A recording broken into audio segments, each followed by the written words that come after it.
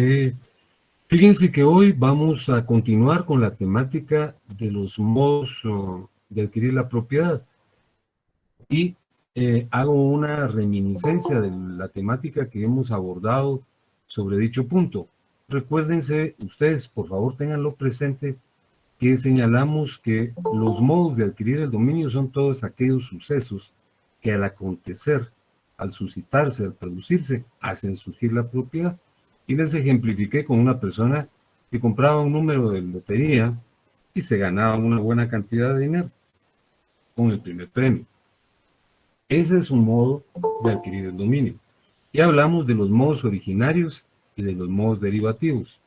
Los modos originarios son aquellos que hacen surgir la propiedad por vez primera. Y reitero e insisto el ejemplo, que es un ejemplo muy común, pero que es verdaderamente elocuente, de un alfarero prehistórico que faccionó unas escudillas. Entonces, cuando las creó, cuando las faccionó, ese es un modo originario de hacer surgir el dominio, porque la propiedad sobre dichos utensilios surgió por vez primera. Pero luego la cambió, ¿verdad? Porque ahí no se podía vender, no habían monedas.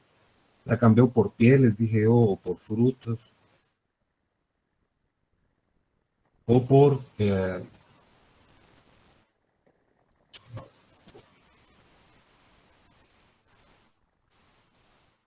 yo tampoco no le oigo, sí. Bueno. Entonces, les decía, perdón, que cuando la propiedad surge por vez primera, como en el caso del alfarero, ¿verdad?, que construyó las vasijas, pues entonces estamos hablando de los modos originarios.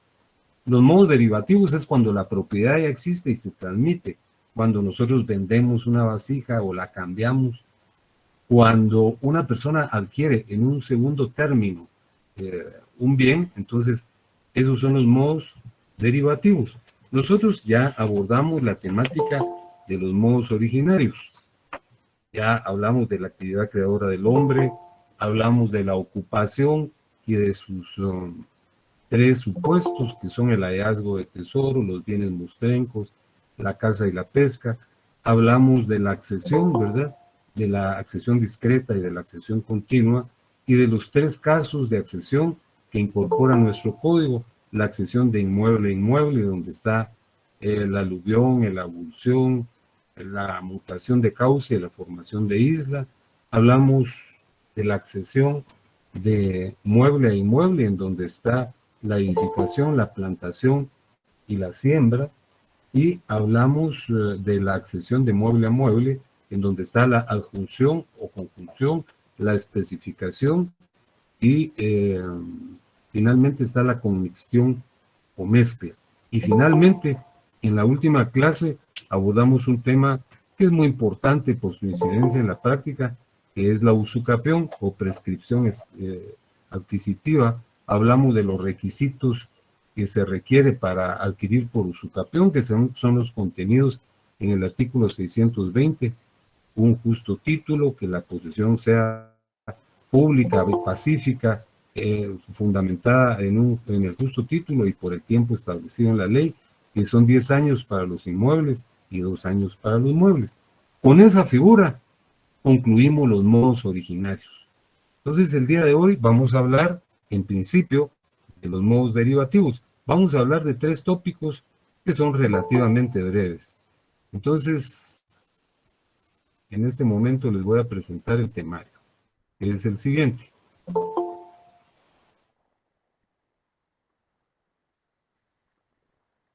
Y que ya lo tienen ustedes a la vista. Ya lo tienen a la vista, ¿verdad? Sí, licenciado. Gracias. Sí, licenciado. Gracias. La evocación es la que acabamos de hacer, ¿verdad? Hablamos, como dice aquí el texto, de la posesión y propiedad. Dijimos que la posesión es un hecho, que la propiedad es un derecho, que el mecanismo de conversión de la posesión en propiedad es la usucapión. Hoy vamos a hablar de los modos derivativos de adquirir la propiedad, que, repito, se producen cuando el derecho de propiedad ya existe. Los modos originarios son los que hacen surgir la propiedad. Los modos derivativos son aquellos cuando cuando ocurre la transmisión de ese derecho de propiedad. Y ahorita los vamos a examinar. Los modos derivativos de adquirir la propiedad pueden ser de 4 clases. Aquí se lo señalo en el 2.1, 2.2, 2.3 y 2.4. Hay modos derivativos a título universal, modos derivativos a título particular, modos derivativos a título oneroso y modos derivativos a título gratuito. Repito, los modos derivativos pueden ser a título universal, a título particular, a título oneroso y a título gratuito. Explico brevemente cada uno de ellos, no conlleva la percepción de su concepto ninguna dificultad. ¿Cuáles son los modos derivativos a título universal? Es cuando se transmite de una persona a otra la totalidad del patrimonio. Nosotros ya estudiamos en su momento, ya hasta se examinaron ustedes sobre ese tópico, estudiamos, digo, lo que es el patrimonio.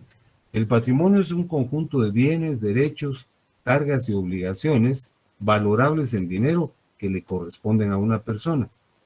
El patrimonio está conformado por lo que tenemos.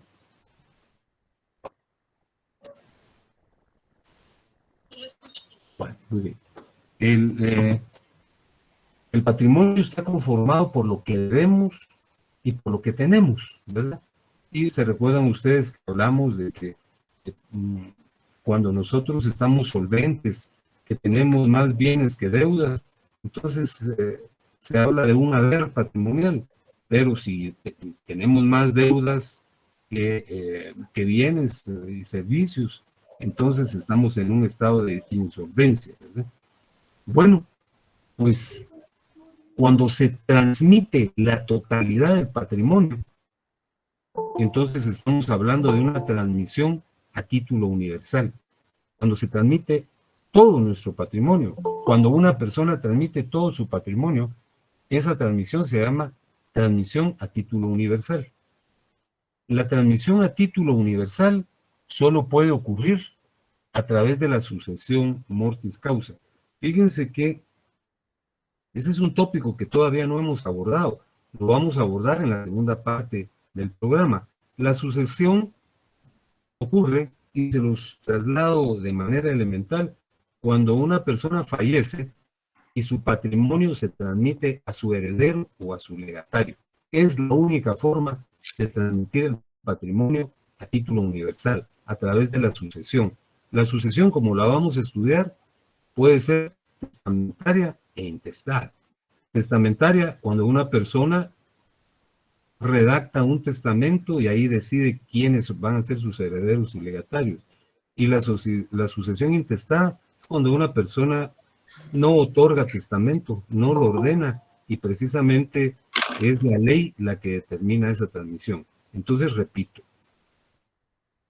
la transmisión a título universal es cuando se transmite la totalidad del patrimonio de una persona a otra persona. Y solo ocurre mediante la sucesión mortis causa, es decir, cuando fallece una persona y transmite su patrimonio, ya sea por la vía testamentaria o por la vía intestada. Luego tenemos la sucesión a título particular. La sucesión a título particular tiene lugar cuando transmitimos parte de nuestro patrimonio. Eso solo puede ocurrir en vida, ¿verdad?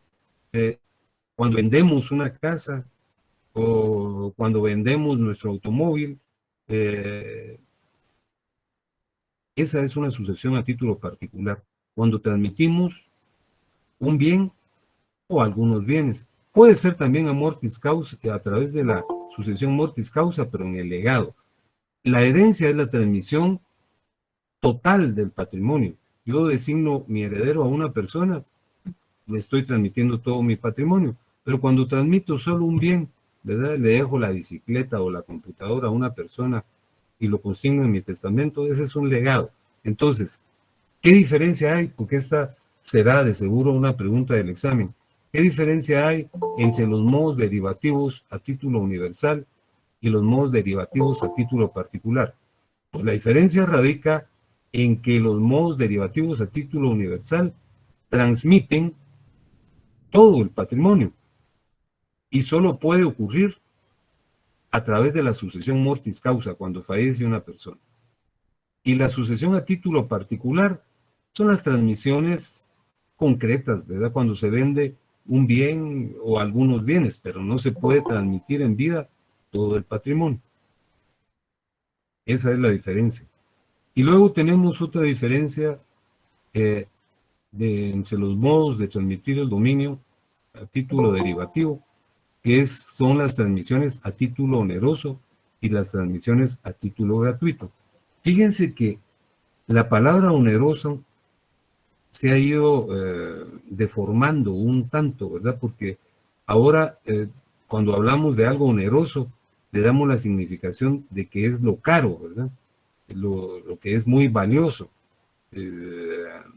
No he podido comprar ese libro porque es muy oneroso. No es ese su significado. Lo oneroso inicialmente tiene un significado relacionado a dos vías, como en la compraventa, ¿verdad? Que el vendedor y el comprador tienen obligaciones y derechos. Por ejemplo, yo compro una casa, pero para que me la entreguen, tengo que pagar un precio. Y yo transmito la casa para recibir el precio. Entrego el pago para recibir la casa. Es decir, es un camino de dos vías, en donde hay derechos y obligaciones. El comprador de la casa tiene la obligación de pagar el precio, pero tiene el derecho de recibir la casa. El vendedor de la casa tiene la obligación de transmitir la casa, pero tiene el derecho de recibir el precio. Entonces, lo oneroso es aquello que conlleva una obligación y un derecho, ¿verdad? Donde están esas dos vías hay onerosidad, ¿verdad? La Real Academia ya aceptó que también en un segundo o tercer sentido signifique caro, ¿verdad? Pero el sentido jurídico, preferentemente del derecho civil, significa que lo oneroso es aquello que conlleva el cumplimiento de una prestación y una contraprestación. Yo voy al almacén y compro una camisa, tengo que pagarla, pues entonces eso es lo oneroso, ¿verdad? Y a título gratuito son aquellos modos de adquirir el dominio en donde hay una prestación, pero no hay contraprestación. Por ejemplo, yo le transmito por la vía de la donación una casa a una persona, a mi hijo. Él no me tiene que pagar. Es decir, quien adquiere la obligación de transmitírsela soy yo. Entonces, cuando estamos hablando de un modo derivativo a título gratuito, estamos hablando que una persona transmite un bien, pero no recibe nada a cambio. En lo oneroso, la persona transmite el bien y sí recibe una contraprestación. Entonces, esos son los modos derivativos de adquirir el dominio. A ver, le pregunto a Brandon Martínez.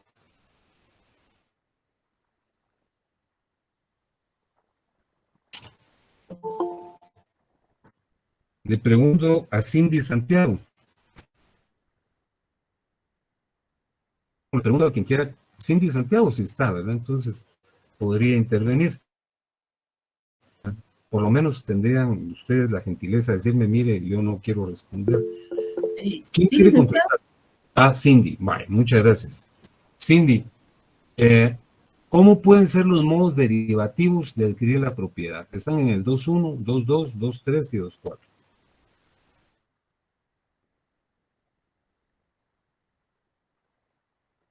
¿Le apoyo yo, licenciado? Vale, por favor, si fuera tan Es simple. todo inglés y que les van a saludar.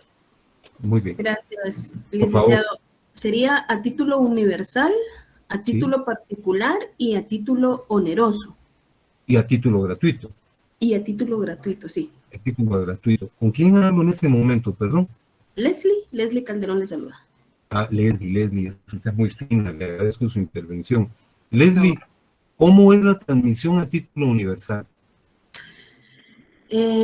Ocurre cuando se transmite la totalidad de un patrimonio, licenciado.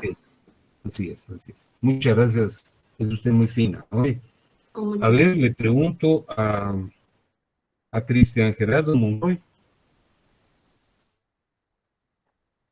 Tampoco. Muy bien. Entonces le Buenas pregunto, tardes, Lick. sí, por favor. Buenas tardes, Lick. ¿Será que usted me podría explicar un poco más sobre el título gratuito? Con mucho gusto. Es que fíjese que yo he visto informes que dicen de que alguien le dona a título gratuito al Estado. No sé si me podría explicar más Sí, sobre esto. con mucho gusto. Gracias. Mire, las transmisiones a título gratuito son cuando yo doy algo, pero no recibo nada. Y le voy a poner un ejemplo del caso que usted cita. Fíjese que es muy frecuente, por ejemplo, en el Ministerio de Educación. No hay una escuela en una comunidad rural, ¿verdad? Y supuestamente el Estado no tiene recursos financieros para construirla. Entonces, un vecino que tiene algunos terrenos le dona al Estado a título gratuito un terreno para que ahí se construya la escuela. Prácticamente está regalando el terreno al Estado, es decir, se lo está regalando a la comunidad. Eso es una donación. La donación es un contrato que consiste en transmitir la propiedad de un bien sin recibir nada a cambio. Ya entendí, Lick. Muchas gracias. Vamos a ver si es cierto que ya lo entendió. A ver, explíqueme qué es la transmisión a título gratuito. Ok, la transmisión a título gratuito es cuando es Ahí cuando está el alguien dona. 2.4. Ok, quiere que lo lea. A título gratuito cuando no existe contraprestación, como en el caso de la donación. Quiere decir que alguien dona sin recibir algo a cambio, sino que lo dona Esa es la como... respuesta correcta. Muy bien. Muchísimas gracias. Gracias, Lick, A por su usted, a explicación. usted. Ahora vamos a hablar Lick, de buena cómo... tarde. Sí, por favor. Discúlpame, Lick, que lo interrumpa. ¿Solo me puede repetir la diferencia entre título universal y título particular? No, con mucho gusto. ¿Con quién hablé en este momento? Dora Pacay la saluda, Lick. Muy bien, Dora. Muchas gracias por su pregunta. Usted me preguntó la transmisión, la diferencia entre a título universal y a título particular. A título universal se transmite todo el patrimonio. Nosotros explicamos oportunamente cuando estudiamos el patrimonio está conformado por bienes, derechos, acciones, cargas y obligaciones, es decir, por lo que tenemos y lo que debemos. Una persona tiene una casa, tiene un carro, tiene una cuenta bancaria, pero tiene todavía deudas porque no ha pagado todas las letras del carro y debe todavía parte de su casa, ¿verdad? Se está pagando. Entonces, esa persona se muere y ha otorgado testamento y transmite todo el patrimonio a sus hijos. Los hijos van a recibir el activo del patrimonio, todos los bienes, cargas, derechos y obligaciones, y se harán cargo de las deudas. Esa transmisión a título universal tiene lugar cuando se transmite todo el patrimonio. Y a título particular, que ocurre en vida de las personas, tiene lugar cuando se transmite un bien o algunos bienes. Por ejemplo, si yo vendo mi carro o vendo mi casa, nada más, ¿verdad? Esa es una transmisión a título particular. Y buena la pregunta, porque esta es de rigor, de cajón, una pregunta de examen. En las transmisiones a título universal se transmite todo el patrimonio. En las transmisiones a título particular se transmite uno o algunos bienes. ¿Está bien para usted? Sí, licenciado, gracias. A usted muchas gracias por su pregunta. Licenciado, Bueno, buenas tardes. por favor, ¿con quién tengo el gusto? Con Carlos Pérez Magaña, Lick, a sus órdenes. ¿Qué tal, Carlos? Mucho gusto saludar. Gracias igualmente a los compañeros. Lick, yo leyendo el slide de la diapositiva que usted está presentando, me surge una duda o quiero ratificar la manera que yo lo estoy entendiendo. La diferencia entre el modo derivativo de adquirir la propiedad a título universal y con relación a título gratuito, estaría LIC en la mortis causa, porque en ninguno de los dos casos hay una contraprestación, pienso yo, pero me gustaría, y disculpe, No, si me lo puede aclarar. a título particular sí hay una No, contraprestación. no, a título universal, LIC, versus, por decirlo de alguna manera, Oh, a sí, título sí, gratuito. sí, sí. Mire, a título universal puede ser que no sea a título gratuito, pero está muy bien la pregunta porque eso implica que usted está poniendo atención. Yo le transmito a mis hijos a través del testamento todo mi patrimonio, pero tengo algunas deudas, ¿verdad? Porque ahí se transmite todo el patrimonio en la transmisión a título universal. Se transmite lo que tengo y si tengo algunas deudas, los herederos tienen que hacerse cargo. Por ejemplo, les transmití a mis hijos una casa, pero la casa soportaba una hipoteca, entonces ellos reciben la casa, pero tienen que pagarle al banco lo relativo a la hipoteca. Puede ser que yo no tenga deudas. Si no tengo deudas, entonces tiene usted razón, hay una semejanza entre la transmisión a título universal y la transmisión a título gratuito. La diferencia está en que la transmisión a título universal solo tiene lugar un motivo de la muerte de una persona a través de la sucesión mortis causa. A título gratuito, las personas están vivas, ¿verdad? Esa Oh, es la diferencia. ok, muchísimas gracias, licenciado, muy amable. No, a usted, Carlos, muchas gracias. Oye, vamos a hablar ahora de los modos de extinción del dominio, es decir, cómo concluye la propiedad. Entonces, fíjense que aquí hay tres tipos de clasificaciones, o tres tipos de puntos de vista, mejor dicho. Las clasificaciones son muy extensas regularmente, pero yo tomé los tres criterios más conocidos y difundidos. Hay modos de extinción del dominio atendiendo a la voluntad, atendiendo a los efectos y a los efectos de la voluntad aislada. Hablemos de cada uno de ellos. Por la voluntad. Hay dos formas de extinguir el dominio, el modo voluntario y el modo involuntario, ¿verdad? En el modo voluntario es cuando una persona deja de ser propietario por su voluntad, ¿verdad? Por ejemplo, cuando una persona renuncia o abandona un bien sobre el cual ejerce dominio, ¿verdad? O lo dona, ¿verdad? Entonces es un modo voluntario. Regularmente la renuncia se toma por un modo voluntario, pero también puede ser a través de una donación. Es decir, yo renuncio a la propiedad de un bien porque es un bien controvertido y hay mucha discusión sobre el mismo, ¿verdad? Yo lo obtuve a través de un testamento, pero están impugnando el testamento y dicen que la firma es falsa. Entonces renuncio. Entonces es un modo voluntario de dejar de ser propietario. Pero también hay modos involuntarios. Los modos involuntarios se producen cuando se muere una persona, pues deja de ser propietario, ¿verdad? O cuando el bien se destruye. Hace unos días creo que con ustedes fue que hablamos de todos estos efectos nocivos que ha traído el invierno. El invierno es una bendición, pero cuando es demasiado intenso, así como ahora, se producen muchas circunstancias nocivas. No es la primera vez. Yo creo que hablamos la vez anterior, cuando lo que se produjo en la zona 6, ¿verdad? Que se produjo un hundimiento y ahí desaparecieron unas casas. Entonces, los propietarios dejaron de ser propietarios involuntariamente, pues ellos no deseaban que ocurrieran esos percances. Entonces, repito, en atención al primer criterio, teniendo en cuenta la voluntad, la extinción del dominio se puede producir de manera voluntaria. Por ejemplo, cuando una persona abandona un bien o cuando lo dona, pues deja de ser propietario porque él quiere, ¿verdad? Y los modos involuntarios son cuando hay circunstancias que uno no quiere que ocurran, ¿verdad? Porque, por ejemplo, todos sabemos que vamos a morir, pero en el fondo tal vez no queremos que ocurra, ¿verdad? Entonces, cuando nos morimos, dejamos de ser propietarios. Y cuando se produce la destrucción de un bien, esos son los modos involuntarios. Por los efectos. Buenas tardes.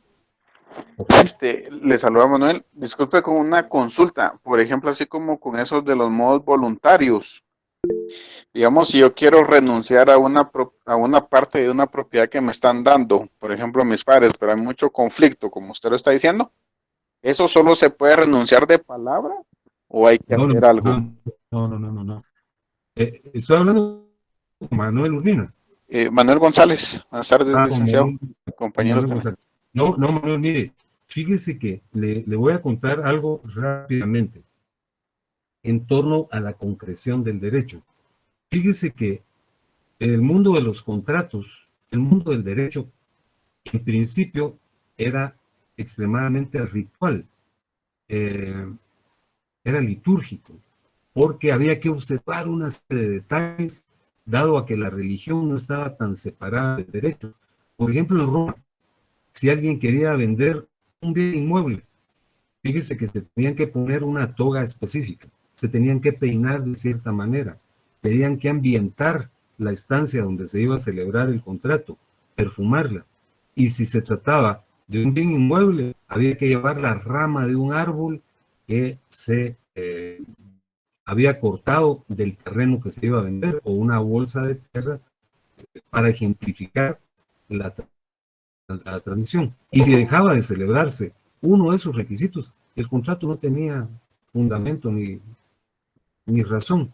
Luego vino el cristianismo y con el cristianismo surgió la idea del pecado, ¿verdad? Nosotros no podemos mentir, entonces, porque eso es pecado, ¿verdad?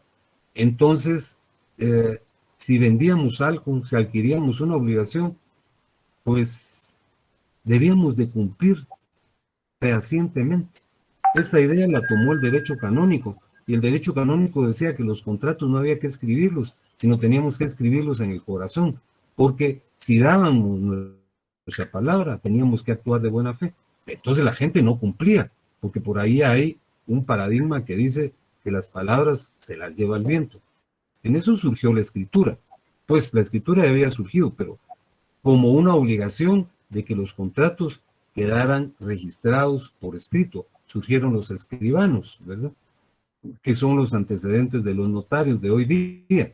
Y surgieron otras instituciones como los registros, el registro de la propiedad, en donde si yo vendía un bien, había que consignarlo. Entonces, si yo renuncio a un bien, no puedo renunciar simplemente de palabra, sino que, por ejemplo, en un sucesorio, llaman a los herederos para darles noticia de que son herederos, ¿verdad? Entonces ahí un heredero tiene que decir, miren, yo no quiero, no tengo interés. Entonces el notario lo consigna, ¿verdad? Y la parte que a él le tocaba se distribuye entre los otros herederos. Todo es por escrito, ¿verdad? Realmente la buena fe es una virtud, pero es mayor virtud generar seguridad a través de consignar por escrito lo que ocurre. Fíjese que por ahí hay un ejemplo que creo que ya les platiqué en una oportunidad de un joven al que la abuelita le decía, hijo, esta casa es tuya, hijo, esta casa es tuya. Nunca se consignó por escrito. Cuando la abuelita falleció, pues los herederos intestados, porque ella no había ordenado testamento, acudieron que eran los hijos, ¿verdad? Incluyendo el papá de este patojo. Él se quedó sin nada, pese a que se lo señalaban todos los días. Entonces, si nosotros vamos a renunciar a un derecho, debemos consignarlo por escrito. Así es, Manuel. Gracias, licenciado. A usted, Manuel, por su pregunta. Entonces, por los efectos, fíjense que el dominio se puede perder de manera absoluta y se puede perder de manera relativa. Por los efectos absolutos, un bien, la propiedad se extingue cuando el bien desaparece. Entonces, obviamente ya no es de nadie. Ese es un bien absoluto, es una pérdida absoluta del dominio. Les vuelvo a ejemplificar con ese suceso tan siniestro que ocurrió en la zona 6, que se produjo un hundimiento y las casas se fueron dentro de ese agujero. Entonces desaparecieron esos bienes. Desaparecieron para todos. Desaparecieron para el propietario y desaparecieron para cualquier otra persona porque él ya no va a poder venderlo ni donarlo. El bien desapareció. Entonces ahí el bien y consiguientemente el dominio desapareció, ¿verdad? O cuando dice el 2.1 que un bien está proscrito para comerciar. Fíjense que hay sustancias que no pueden comerciarse de conformidad con la ley. Están proscritos para todos. Es decir, nadie puede ser propietario. Por ejemplo, las drogas, los fármacos, los estupefacientes. Cualquiera puede decirme, ay, pero eso es una teoría, es una pretensión, porque aquí se vende la droga, nosotros somos un corredor de droga, pasa de Sudamérica para el norte de América, lo cual es cierto, lamentablemente. Pero yo no puedo ir a una tienda y mire, véndame unos 100 quetzales de tal droga. No, ¿verdad? Me la venderán de manera oculta, ¿verdad? Porque está proscrita, ¿verdad? Si me capturan con droga, me procesan, ¿verdad? A los grandes traficantes no, ni siquiera los capturan, pero ya ven que el Chapo está preso. Entonces esa es una sustancia, esa es una forma que se refiere a que los bienes están fuera del comercio y consecuentemente del dominio y de la propiedad para todos. Ahora, hay un efecto relativo en relación a la propiedad. Es cuando un bien deja de pertenecer a una persona pero pasa a poder de otra, como por ejemplo en la compraventa. Yo soy propietario de una casa y la vendo, pues ya no seré propietario de la casa, pero lo será otra persona. Yo soy propietario de la casa y la dono, entonces el donatario que la adquirió será el dueño, yo ya no. Entonces, un modo absoluto de extinguir el dominio es cuando el bien se destruye, ya no es de nadie, ni para nadie. Y un bien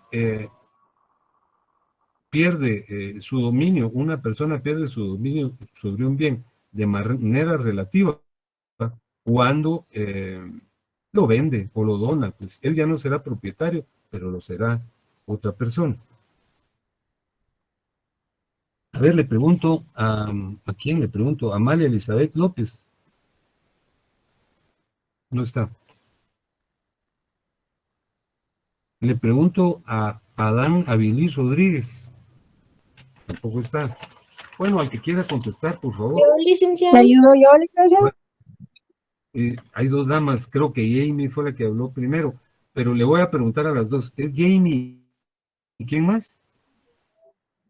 Daniela. Y Daniela. Gracias, muchas gracias. A ver, Jamie, ¿cuándo se dan los efectos absolutos para la extinción del dominio? 2-1. Sí, licenciado. Que tienen lugar cuando la propiedad se extingue, cuando un bien desaparece. El bien se destruye, licenciado. Muy bien. Entonces deja de existir para todos. Entonces le pregunto a Daniela, muy finas damas, ustedes son muy gentiles. A ver, Daniela, ¿y los efectos relativos respecto a la extinción del dominio cuáles son? Es cuando un bien deja de pertenecer a una persona, licenciado, y pasa al poder de otra. Correcto, así es. Muchas gracias. Y por los efectos de la voluntad aislada, fíjense que aquí hay varias cosas, ¿verdad? Que hay que tener en cuenta. El poder público, el Estado, puede extinguir el dominio. Aquí les hablo yo del caso del comiso, que es una figura específica por el cual se decomisan, valga la redundancia, ¿verdad? Armas, por ejemplo, ¿verdad? Si yo no tengo licencia para utilizar un arma y para andarla portando, y la autoridad, siempre velando por la seguridad ciudadana, me detiene y me la encuentra, entonces me la decomisa y pasa a poder del Estado. Pero el ejemplo más claro es ahora los procesos de extinción de dominio, cuando los bienes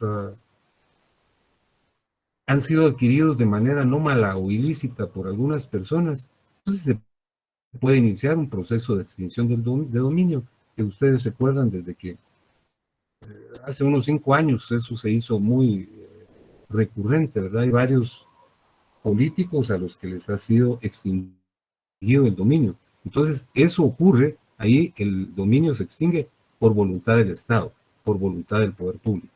Pero puede haber también voluntad del propietario, cuando el propietario lo dona o lo vende. Entonces, allí no es el poder público, sino es la voluntad del propietario. Y para concluir el tema de esta tarde-noche, vamos a hablar de las facultades del dominio, las facultades que tiene el propietario. Fíjense que los propietarios tienen dos tipos de facultades.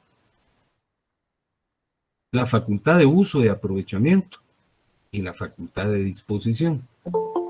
La facultad de uso y aprovechamiento es la que concierne a todo propietario. Si nosotros tenemos una casa, pues la vamos a usar y la vamos a aprovechar, vamos a vivir en ella, ¿verdad? Entonces el uso se refiere a la utilización que se hace del bien y el aprovechamiento consiste en que yo puedo arrendar la casa, ¿verdad? O parte de la casa y cobrar una renta. Entonces, los propietarios tienen en principio dos tipos de facultades. La facultad de uso y aprovechamiento, que como repito, usar quiere decir utilizar. Yo tengo una casa, pues voy a vivir en ella y aprovecharme de la casa, pues uno de los ejemplos es darla en arrendamiento y me van a pagar una renta. Esa es la facultad de uso y aprovechamiento. Pero también hay una facultad de disposición. Yo puedo disponer del bien. Disponer del bien es decidir qué voy a hacer con el bien. Puedo venderlo, ¿verdad? Puedo transmitirlo a título oneroso o gratuito, que ya explicamos en qué consiste. A título oneroso la vendo o a título gratuito la dono. Entonces esa es una facultad de disposición. Pero fíjense que también hay una facultad de gravar. Este es un término que en lo sucesivo vamos a utilizar con relativa frecuencia.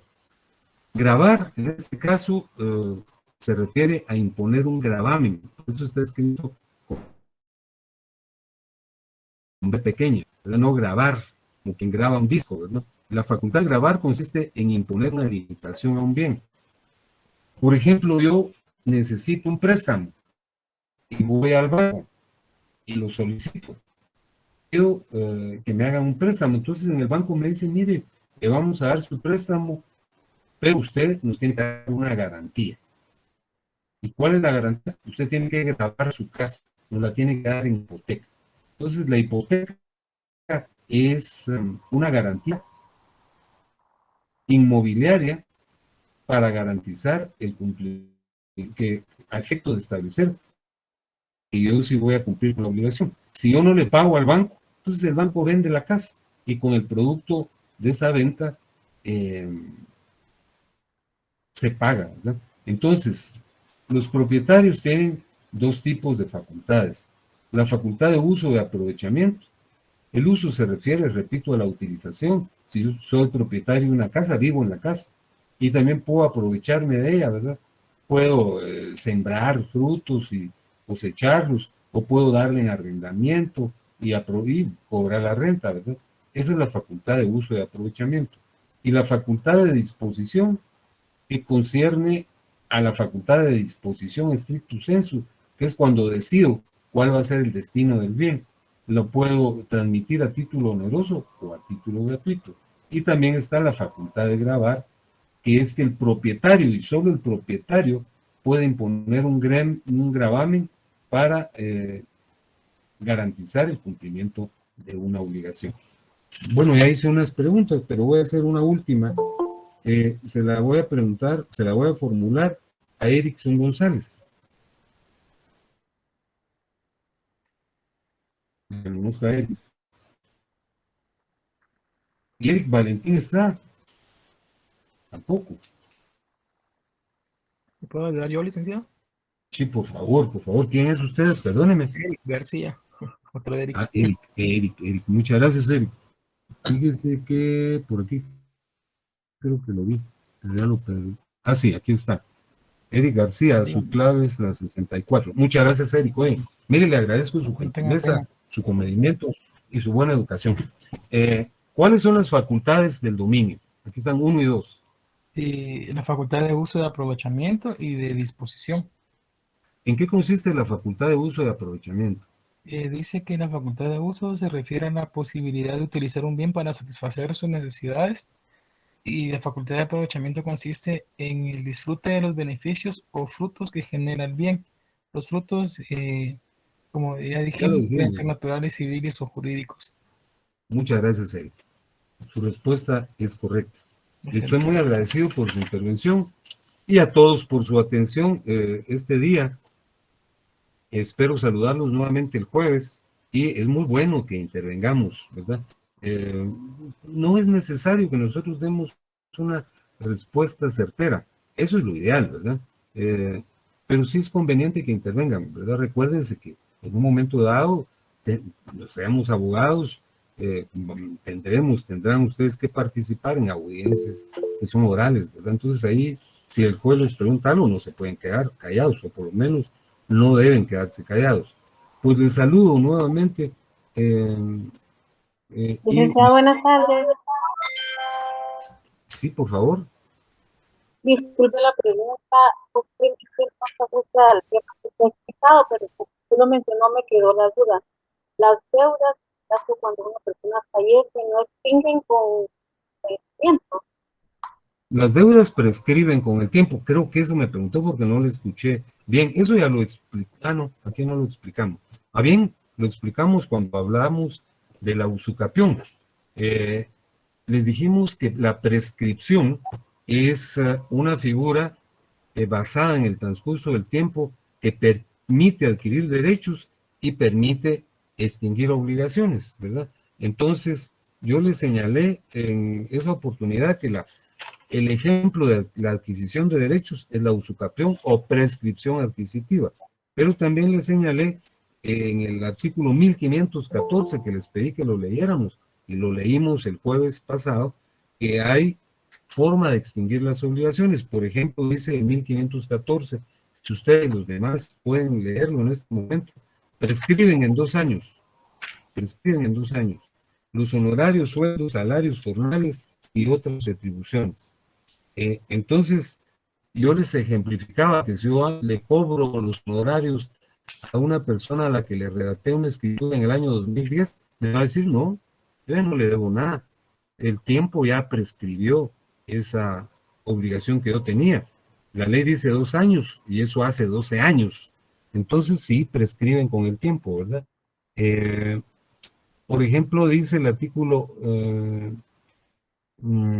que estoy invocando en su literal tercero, dice, la acción de los dueños de hoteles y toda clase de casas de hospedaje para cobrar el importe de las pensiones y la de los fundistas y demás personas que suministran alimentos para cobrar el precio de estos. A los 2 años prescriben, yo ya no los puedo cobrar, ¿verdad?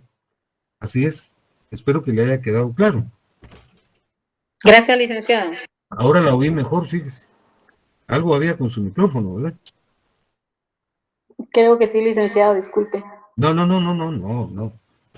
Bueno, muchas gracias. Licenciado, Sí, por favor. disculpe, aprovechando que la compañera hizo una pregunta, yo tengo una duda similar con referencia a contratos o pagarés que se tienen. ¿Ahí aplica también lo de la prescripción de deudas o no, Sí, por ser un... no, sí, de todo tiene un plazo. Fíjese que les vuelvo a señalar, el artículo se refiere a varios supuestos, es el 1514, léanlo con detenimiento, dice, prescriben en 2 años, fíjese, los honorarios, sueldos, salarios, jornales y otras retribuciones por prestación de cualquier servicio. Es decir, si yo presto un servicio y no lo cobro, la acción de cualquier comerciante para cobrar el precio de los objetos vendidos, si no lo cobré en 2 años.